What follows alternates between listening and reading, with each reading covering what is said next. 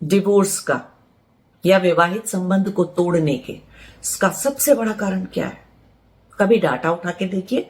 सबसे बड़ा कारण है डोमेस्टिक अब्यूज।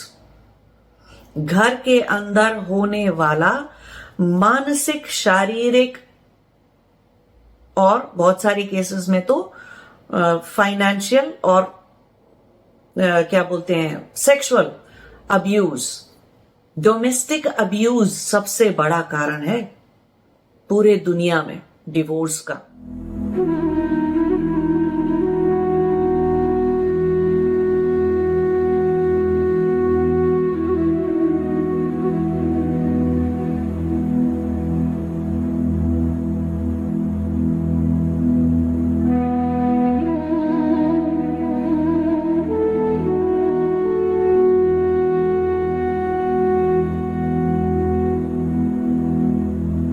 नमस्ते, जय शिवाय। आज हम एक सीरियस, गंभीर बात करेंगे, टॉपिक के ऊपर बात करेंगे। और कुछ लोगों ने मेरे जो वीडियोस हैं विवाह के ऊपर और वैवाहिक जीवन के ऊपर और सब चीजें और भी पता नहीं कौन कौन से सब वीडियोस देखे, तो उनका ये प्रश्न है कि अब शास्त्रों में तो कहीं पर भी नहीं लिखा हुआ कि डिवोर्स कोई चीज होती है ना। शास्त्रों में तो कहीं पर भी नहीं लिखा कुछ भी इस डिवोर्स चीज के बारे में, संबंध विच्छेद पति और पत्नी के बीच में, या जो भी जिस भी तरह की मैरिज है उसमें डिवोर्स है, शादीशुदा विवाहित संबंध है, उसमें कहीं नहीं लिखा शास्त्रों में। तो और जो विवाहित संबंध होता है, जो भी विवाहित जीवन होता है, वो तो कर्म का बंधन है और वो तो हमेशा के लिए होता है, पूरे जीवन के लिए होता है आपके। तो ऐसे लोग शास्त्रों को समझने में बहुत सारी बड़ी बड़ी गलतियां करते हैं। जो शास्त्र आपको ये सिखा रहे हैं, और यहां हमारा शास्त्रों से तात्पर्य है वेद हो गए, उपनिषद, उनका तात्पर्य भी वेद और उपनिषद से है। तो वेद हो गए, उपनिषद हो गए, पुराण हो गए, गीता, रामायण, महाभारत, ये सब कुछ भी शास्त्र उठा लो आप, सारे शास्त्र उठा लो, किसी में भी डिवोर्स के बारे में कुछ नहीं लिखा हुआ है। ठीक है, तो उनका ये कहना है कि तो विवाहित जीवन जो है वो तो कार्मिक बंधन है, वो तो पूरे जीवन के लिए होता है। अब ऐसी बात ना वही लोग कर सकते हैं, या तो वो जो खुद विवाहित कभी हुए नहीं, जिन्होंने शादी कभी की नहीं है ना, बच्चे नहीं है, शादी भी नहीं की, बच्चे भी नहीं है, और ऐसे ही कुछ लोग होंगे आप जिन्होंने शास्त्र में कहीं से सुन लिया होगा कि डिवोर्स जो है वो बहुत ही वेस्टर्न चीज है ना, पाश्चात्य देशों से की सभ्यता से आई हुई कोई चीज है, और हमारे देश में तो ये सब कुछ कभी हमारे कल्चर में, भारतीय संस्कृति में, सनातन धर्म में ऐसी कोई चीज नहीं होती। ये सब चीजें तो बाहर से आ जाती हैं और बाहर का इन्फ्लुएंस है। नहीं, ऐसे लोग बहुत बड़ी गलती कर रहे हैं कि ये वो शास्त्र हैं, वेद और उपनिषद, पुराण, महाभारत, गीता, रामायण, वेदांत और छठ दर्शन, ये सब वो शास्त्र हैं जो आपको दुनिया के सारे कर्म के बंधनों को तोड़कर मोक्ष पाने की तरफ ले जाने की बात कर रहे हैं।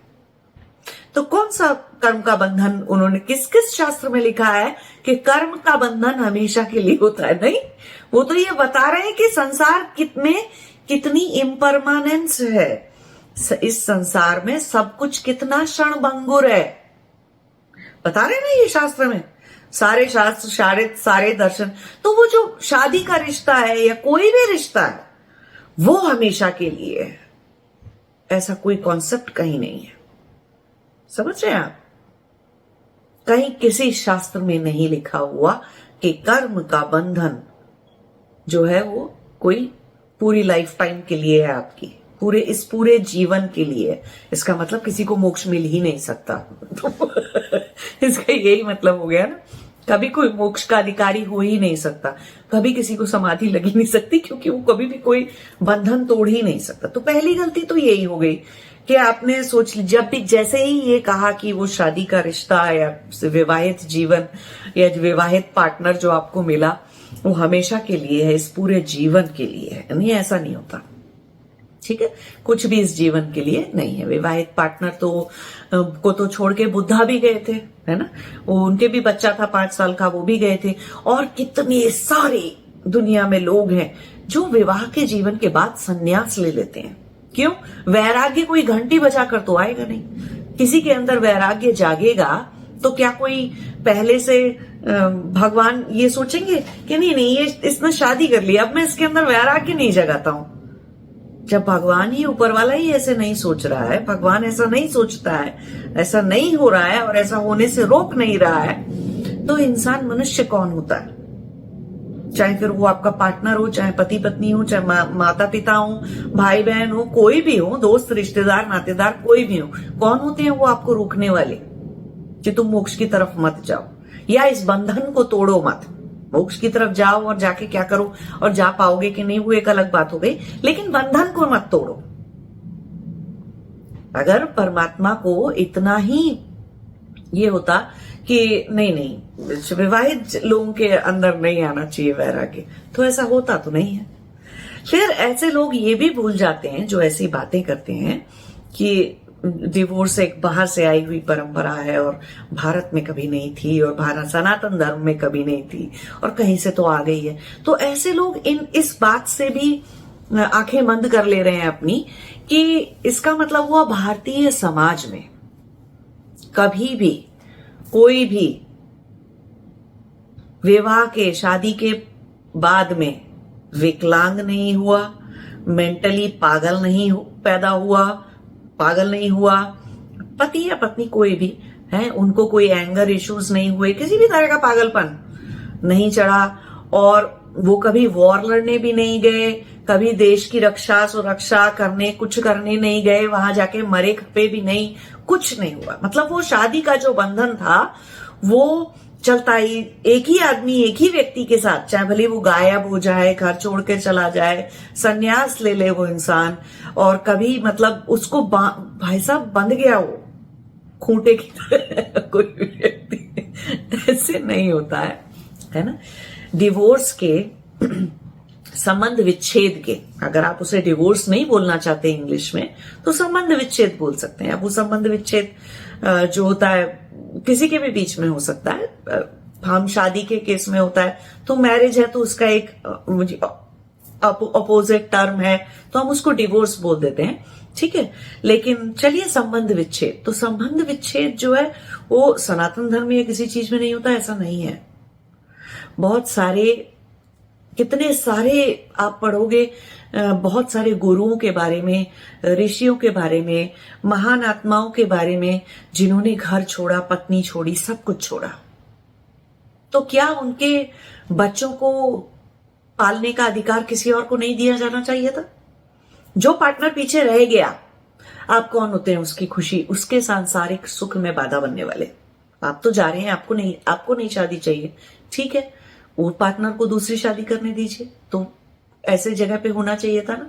अब मान लीजिए कितने लोग तो पागल ही हो जाते हैं, अब पागल होके वो पागलपन में अपने पार्टनर को मार दें गुस्से में, या अपने बच्चों को मार दें, तो उससे क्या बेहतर है? शादी को तोड़िए, उस संबंध को तोड़ देना जरूरी है ना।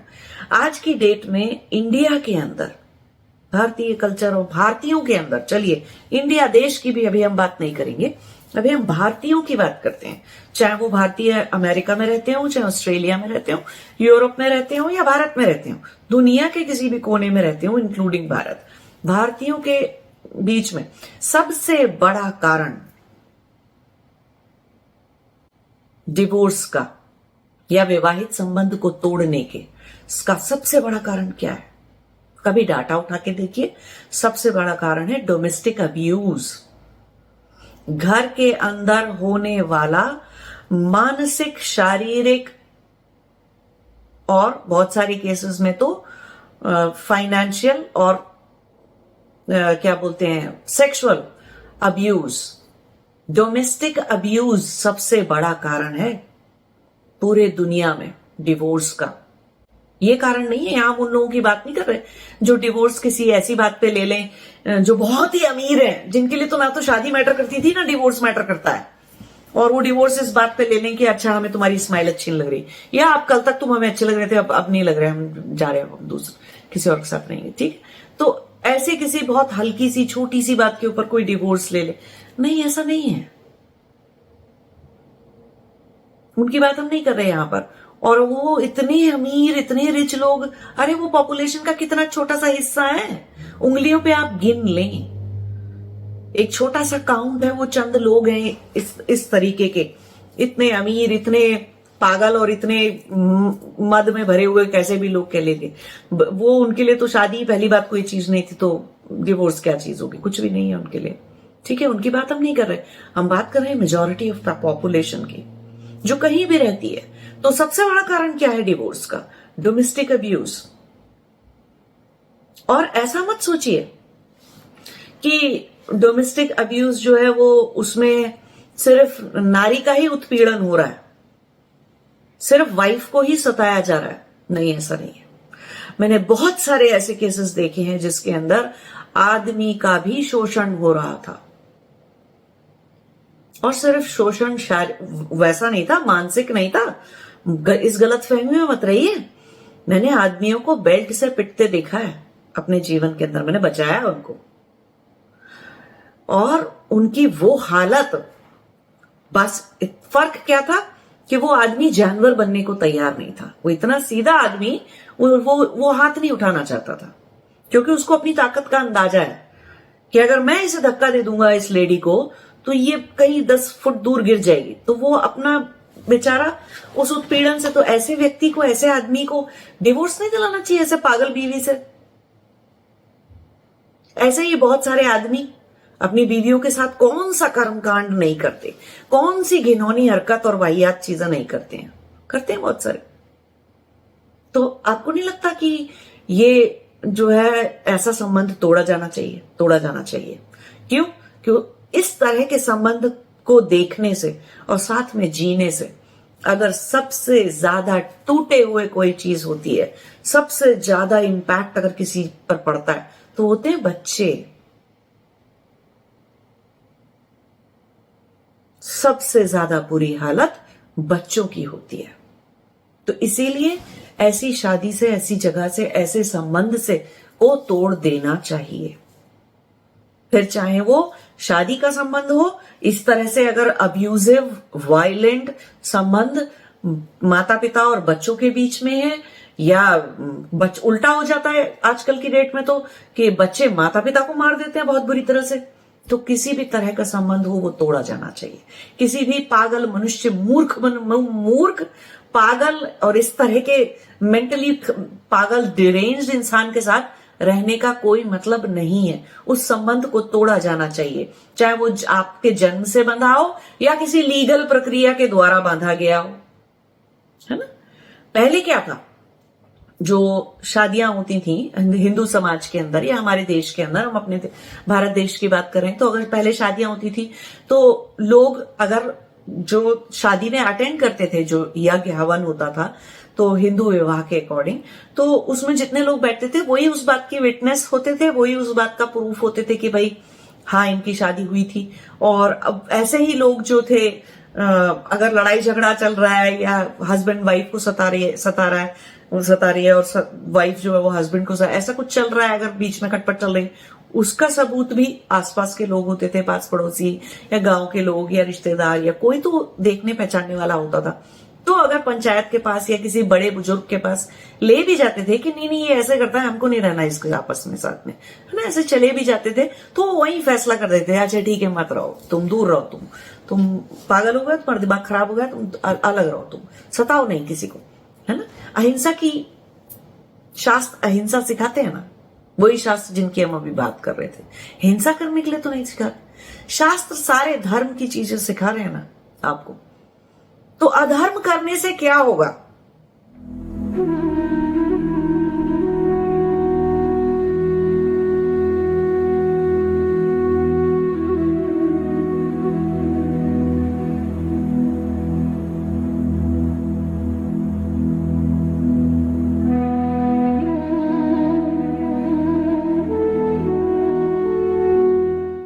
शास्त्र के अकॉर्डिंग अगर आपने नहीं चला, धर्म का पालन नहीं किया, तो अधर्म करने से क्या होगा? ये तो पूरे शास्त्र में कहीं नहीं लिखा होता, किसी भी चीज के लिए नहीं लिखा होता। ज्यादा से ज्यादा लिखा भी होता है तो यही लिखा होता है कि आपके कर्म खराब हो जाएंगे और आपको निम्न योनियों के जन्म मिलेंगे, शरीर मिलेंगे, उनमें आपको बहुत भुगतना पड़ेगा और फिर कई सारे जन्म और लेने पड़ेंगे। तो कर्मों में, जन्मों में इस तरह से उसके रिपरकशंस लिखे हुए हैं। बट ये तो नहीं लिखा हुआ कि अगर आपने चोरी करी तो आप, अगर भारत में हैं तो आपको, बड़ी चोरी करी आपने भारत में तो आपको 2 साल की, 5 साल की, 10 साल की जेल हो जाएगी, ऐसा कहीं नहीं लिखा हुआ। और अगर आप दुबई में या कहीं अरेबियन कंट्री में चोरी करते पकड़े गए तो आपके दोनों हाथ काट दिए जाएंगे, ये भी कहीं नहीं लिखा है ना। अगर आप रेप करते हुए कहीं पकड़े गए तो 7 साल की सजा होगी या 20 साल की सजा होगी, या आप कहीं गैंग रेप में फंस गए तो उसके बाद आपको फांसी दे दी जाएगी कुछ देशों में, और कुछ देशों में आपको कैस्ट्रेट कर दिया जाएगा, और नहीं तो कुछ देशों में आपको कोड़े लगा लगा कर मार दिया जाएगा, रेपिस्ट, है ना। तो कोई भी चीज का रिपरकशन, अधर्म का रिपरकशन क्या है, ये वाली बात काल पे निर्भर करती है।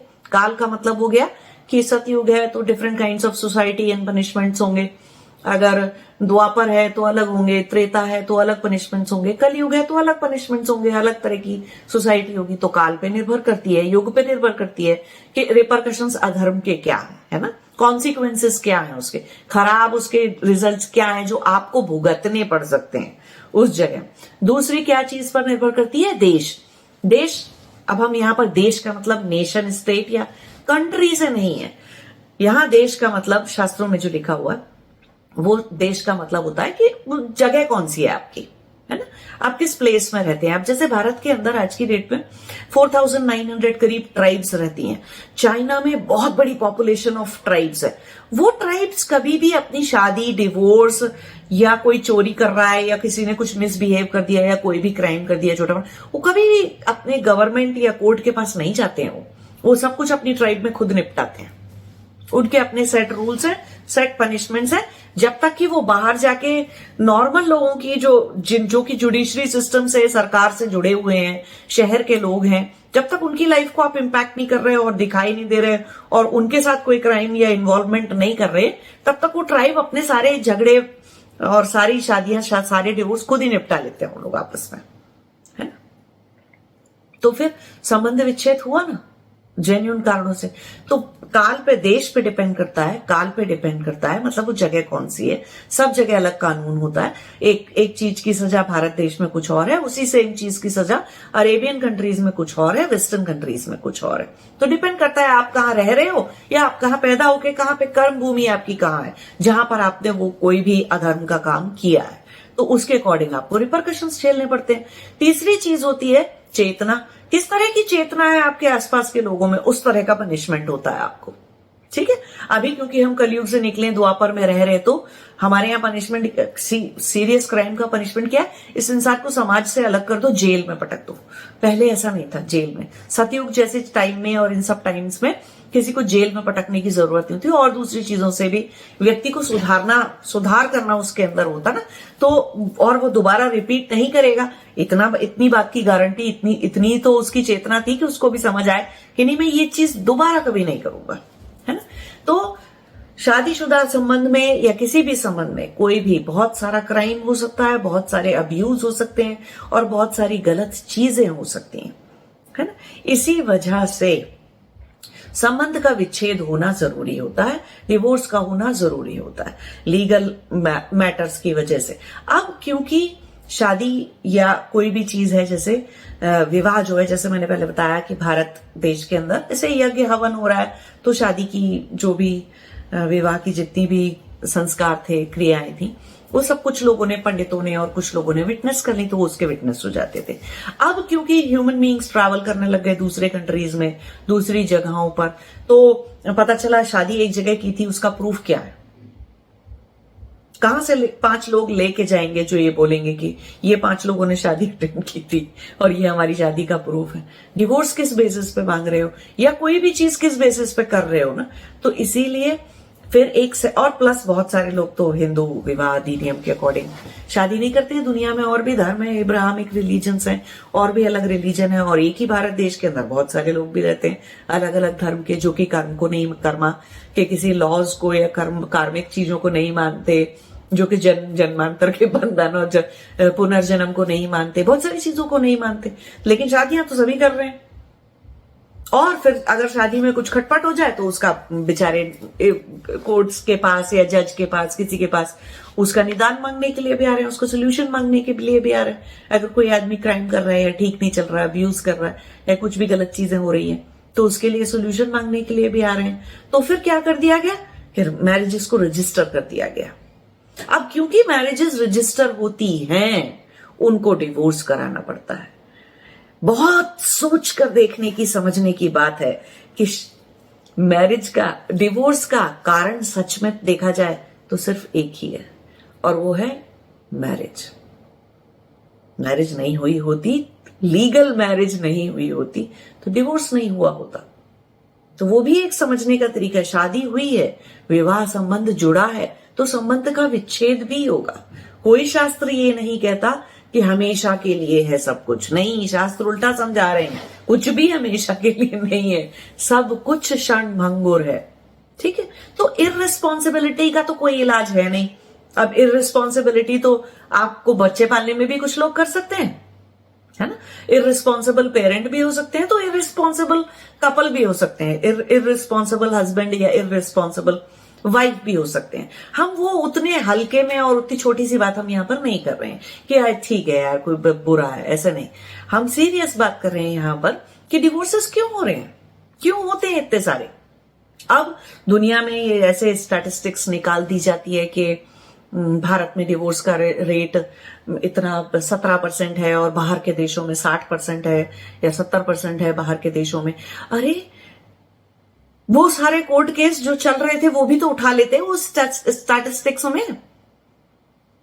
फैमिली कोर्ट्स जितनी इंडिया के अंदर है उनमें कितने केसेस पेंडिंग हैं, कितने डिवोर्स हो गए जिनको 10 साल से ऊपर हो चुका है, कितने डिवोर्स केसेस हैं जिनको आज की डेट में 15 साल से ऊपर हो चुका है। मैं कुछ लोगों को जानती हूं जिनका डिवोर्स पिछले 12 साल से चल रहा है, कुछ ऐसे हैं जिनका 15 साल से चल रहा है, कुछ ऐसे हैं जिनका 5 या 7 साल से चल रहा है और हाईली अब्यूजिव मैरिज थी उनकी। तो जान नहीं बचानी चाहिए किसी की। ऐसी खराब शादी में फंस जाते हैं लोग, है ना, ऐसे खराब व्यक्ति के साथ फंस जाते हैं, ऐसे खराब वृत्तियों वाले व्यक्ति के साथ आप फंस जाते हैं। अरे आप कौन बताएगा किसी को आकर कि आपका कर्मा लिखा था। हाँ कर्मा लिखा था तभी तो शादी हुई है, लेकिन क्या वो कर्मा हमेशा चलेगा? नहीं, कर्म की एक्सपायरी है। कर्म की एक्सपायरी ना होती, कर्मों के भुगतान की एक्सपायरी अगर नहीं होती तो मोक्ष का अधिकारी कोई हो ही नहीं सकता। सीधी सी बात है। तो कर्म तो एक्सपायर होते हैं, कर्म के भुगतान की भी एक्सपायरी है। अरे तो शादीशुदा जीवन किसी ने 5 साल भुगत लिया होता है, 7 साल, 10 साल, 20 साल, 40 साल, मैंने ऐसे लोग भी देखे हैं 40 साल के बाद भी डिवोर्स लेते हैं। तो लेते हैं तो लेते हैं, उनको लगता है उनके कर्मों की भरपाई हो गई और बस अब हो गया, काम खत्म, अब नहीं करना, नहीं रहना इस व्यक्ति के साथ। जो भी और भी बहुत सारे रीजन रहते हैं। कोई मजाक की बात नहीं है, कोई मजाक में नहीं लेता इस चीज को, मजाक में कोई नहीं करता ये सब चीजें, है ना। तो जो ये बोलते हैं ना कि धर्म शास्त्रों में नहीं लिखा हुआ, ये कोई वेस्टर्न चीज है डिवोर्स, तो वो इसका मतलब डिनाई कर रहे हैं कि मतलब भारत में तो बड़े अच्छे सारे लोग, कोई सा भी युग हो, कलयुग में भी भारत में बड़े अच्छे लोग रहते हैं और आज भी बहुत अच्छे लोग रह रहे हैं भारत में, जो कि कभी वॉर पे नहीं जाते, कभी मर नहीं जाते, या कभी मेंटली डिरेंज नहीं हो जाते, या कभी कोई अब्यूज नहीं करते। ऐसे लोग किसी अपनी दुनिया की माइंड की रियलिटी में रह रहे हैं। समाज में जो आज की डेट में रियलिटी है उसमें तो नहीं रह रहे, है ना। सारे कोर्ट केसेस काउंट कर लो जितने पड़े हुए हैं पेंडिंग, और इसी ब्लॉक्ड जुडिशियरी सिस्टम और डिवोर्स सिस्टम की वजह से इंडिया नंबर 1 है मैरिड वुमेन सुसाइड रेट में। क्यों? बहुतों को लगता है कि 10 साल कोर्ट केस लड़ने से तो अच्छा है 10 मिनट में जहर खा लो।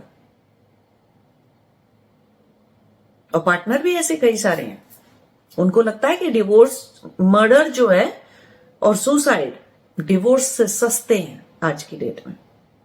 ये तो हालत है। कौन कौन कहां से उठ के आ जाते हैं बोलने के लिए कि सनातन धर्म में डिवोर्स नहीं होता। नहीं, डिवोर्स नहीं होता, सुसाइड, आत्महत्याएं होती हैं, ये कह रहे हैं, आत्महत्याएं होती है। अरे भगवानों के राज में और गॉड्स के रियल में डिवोर्स नहीं होता। अरे गॉड्स के रियल में तो शादी भी नहीं होती, डिवोर्स कहां से होगा? है ना, गॉड के रियल्स में शादी नाम की कोई चीज नहीं है। और सिर्फ मनुष्य में हो रही है। और आज के डेट में जिस तरह से हो रही है उस तरह से हो रही है। तो ये जितने लोगों के पास इतने अच्छे काल्पनिक ख्यालात जिनके हैं, ये जितने भी लोगों के कि शादी का संबंध, किसी भी दो मनुष्यों का संबंध, चाहे वो जन्म से बंधा हो, कर्म से बंधा हो, किसी भी चीज से बंधा हो, वो हमेशा के लिए, ये बिल्कुल शास्त्र विरुद्ध बात है। हमेशा के लिए कुछ भी नहीं है कभी भी। लेकिन इसका ये मतलब नहीं है कि आप इस बात का फायदा उठा के कहीं भी भागते फिरें, कुछ भी करते फिरें। मोक्ष के लिए संन्यास ले लेने की या घर से चले जाने की बात हो रही है ना। इसलिए नहीं कि आपको आज इस पे राग आया था, कल उस पे राग आ गया और परसों किसी और पे राग आ गया तो आप यहां से वहां डोलते फिर रहे हैं और भागते फिर रहे हैं। वो तो फिर ऐसे व्यक्ति के साथ वैसे भी कौन रहना चाहेगा। तो आप क्या किसी को छोड़ेंगे? कोई आपको ही छोड़ देगा, है। तो सोचने समझने वाली बात है। भगवानों के उसमें शादियां नहीं होती और डिवोर्स नहीं होते और ये सब कोई नाटक नहीं होता। देवी देवता है, उनको हम इस तरह से मनुष्यों जैसी दिखने वाली फॉर्म में, आकृति में उनकी प्रतिमाएं बना लेते हैं और उनके वो सब कर देते हैं। इसका ये मतलब नहीं है कि उनके मनुष्य जैसे गुणधर्म होते हैं, कि गुणधर्म या उनके सूक्ष्म शरीर हमारी तरह होते हैं, नहीं होते हमारी तरह, है ना। उनका सूक्ष्म शरीर अलग तत्वों से, अलग चीज से बनता है, अलग तरह का होता है। हमारा अलग तरह का होता है। हम आत्माएं हैं, मोक्ष के लिए आए। हम अपना भोग के लिए और मोक्ष के लिए, भोग और अपवर्ग दो ही चीजें हैं ना योग दर्शन में। दो ही चीजों के लिए हम आए हैं यहाँ पर, मनुष्य का रूप धारण करके। तो हम वो कर रहे हैं जो करना चाहिए हमें। तो उसके लिए कोई भी संबंध तोड़ना हो, संन्यास के लिए, अपने आध्यात्मिक मार्ग पे चलने के लिए, इस जीवन का, इस संसार का कोई भी बंधन तोड़ना हो तो तोड़ा जा सकता है, चाहे वो जन्म का हो, चाहे वो कर्म का, है ना। और कभी भी कुछ भी हमेशा के लिए नहीं है। सब कुछ नश्वर है, संसार नश्वर है, सब कुछ क्षण भंगुर है, सब कुछ खत्म हो जाएगा।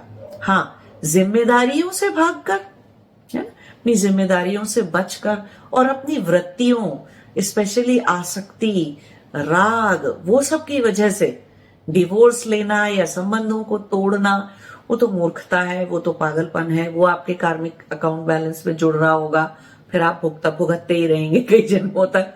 तो वो सारे शास्त्रों में लिखा ही हुआ है कि अगर आप धर्म का पालन नहीं करते, अधर्म के प्रति आसक्ति रखते हैं और अधार्मिक जीवन जीते चले जाते हैं, तो आपके कर्म बिगड़ते हैं, आपको निम्न योनियों के जन्म मिलते हैं, आप तरह तरह से परेशान होते हो और सड़ते पकते चिढ़ते और कैसे कैसे जीते हो जीवन में। कई जन्मों तक आपका फिर उद्धार नहीं हो सकता, बहुत खराब जीवन हो जाता है, बहुत दुख मिलते हैं। सीधी सी बात ये है।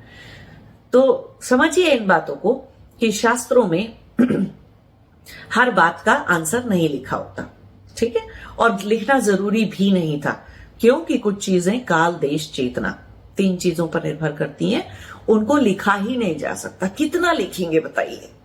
अगर ऐसे लिखने बैठ गए तो पूरे सतयुग के हर तरह के सामाजिक सिस्टम का वर्णन करना पड़ेगा, और वो भी हर देश, हर महाद्वीप, द्वीप और जितने कंट्री और जितने रीजन्स होंगे उस सब का, हर तरह की मनुष्य की प्रजाति, 4,500 तरह की मनुष्य की प्रजातियां होती हैं, जो कि विभिन्न युगों के 4 युगों के अंदर अंदर अलग अलग टाइप की प्रजातियां जन्म लेती रहती हैं, है ना। और किसी भी गिवन उसके अंदर बहुत सारी प्रजातियां होती है मनुष्य की। सोचिए उन सबके लिए लिखना पड़ेगा।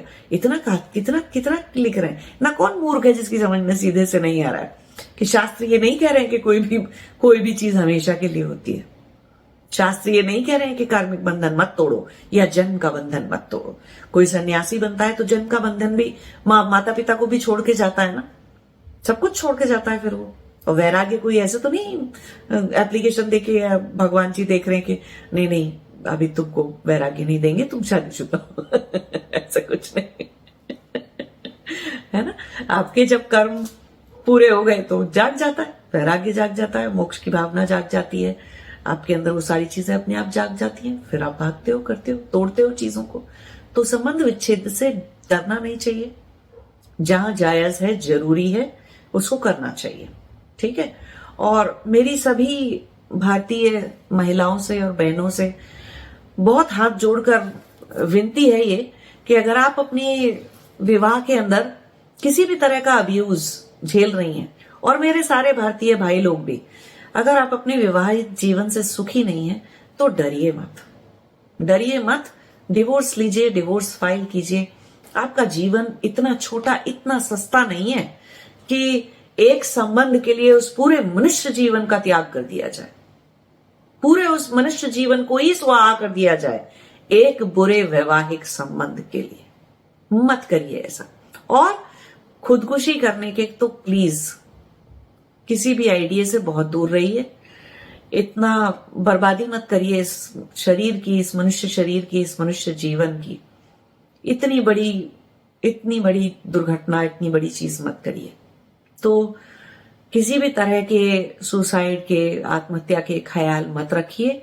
शादी को तोड़ दीजिए अगर नहीं चला पा रहे हैं। किसी को कोई एक्सप्लेनेशन नहीं देना है। आपका सबसे बड़ा एक्सप्लेनेशन आपके अंदर, आपके अपने परमात्मा के साथ है कि मैंने क्या किया, क्यों किया, किस लिए किया। भूल जाइए समाज क्या कहता है, चार लोग क्या कहते हैं, और कौन से तो वो चार लोग होते हैं, सब भूल जाइए, ठीक है। लेकिन अगर आप सच में बहुत दुखी हैं, मन से बहुत दुखी हैं, ठीक है, तो पहले तो कहीं चले जाइए, ब्रेक लेके देख लीजिए कि जी पाते हैं कि नहीं, कैसे रहना है, कैसे करना है, ठीक है। हाँ, अपनी जिम्मेदारियों से मत भागिए। अगर आपको पैसे से देना है कुछ तो देकर जाइए, घर देना है, कोई चीज प्रोवाइड करनी है तो वो सब प्रोवाइड करके जाइए। और इतना तो टेक केयर करिए कि हाँ ठीक है, अगला इंसान अपने आप को पाल लेगा। लेकिन फिर भी संबंध विच्छेद से डरिए मत, किसी भी तरह के संबंध को तोड़ने से डरिए मत, ठीक है। और किसी भी तरह के अपने आप को हानि पहुंचाने के ख्यालों से, विचारों से दूर रहिए। नमस्ते, जय शिवाय।